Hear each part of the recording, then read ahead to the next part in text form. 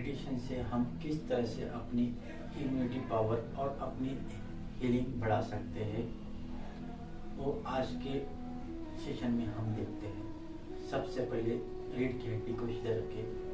जिस तरह से आप बैठ सकते हो उस तरह से बैठने की कोशिश करो। रीढ़ की हड्डी सीधी और गर्दन को सीधा, दोनों के हाथ ज्ञान मुद्रा में। लंबी गहरी श्वास खींचो, लंबी गहरी श्वास को छोड़ दो। एकदम मध्यम गति से श्वास की गति। दोनों भी आंखें बंद कर दो। आत्मबोध का प्रथम सोपान मार्ग सोहम साधना है। प्राणायाम की एक विधा विशुद्ध आध्यात्मिक है, जिसे अजबा जप सोहम साधना या हंस योग कहते हैं। इसका सामान्य प्रयोग बहुत सरल है।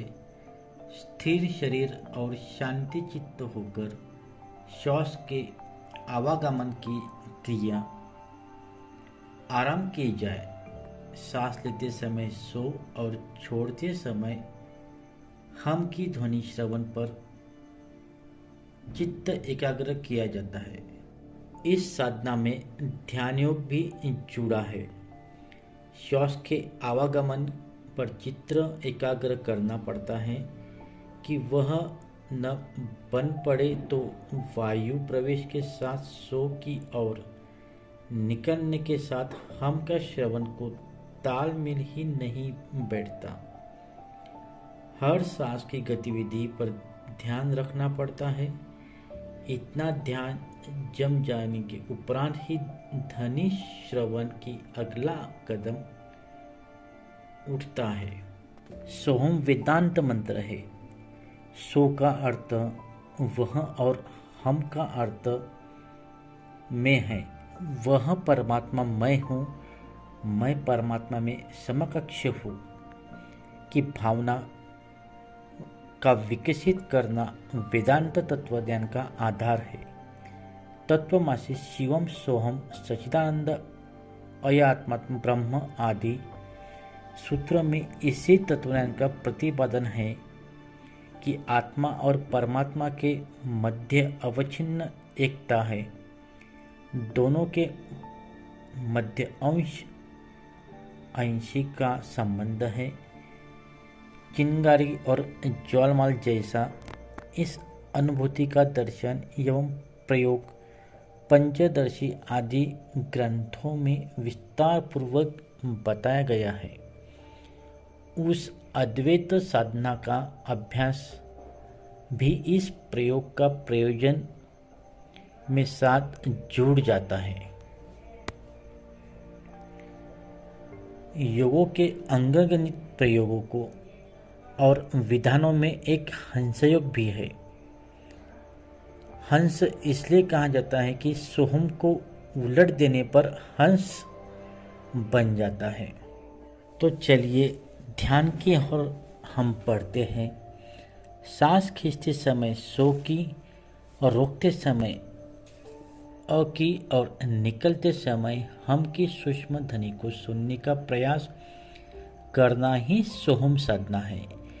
इसे किसी भी स्थिति में किसी भी समय किया जा सकता है।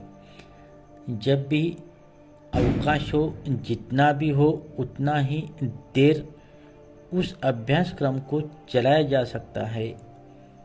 यो शुद्ध शरीर, शांत मन और एकांत स्थान और कोलाहल रहित वातावरण में कोई भी साधना करने पर उसका प्रतिफल अधिक श्रेयस्कर होता है, अधिक सफल रहता है।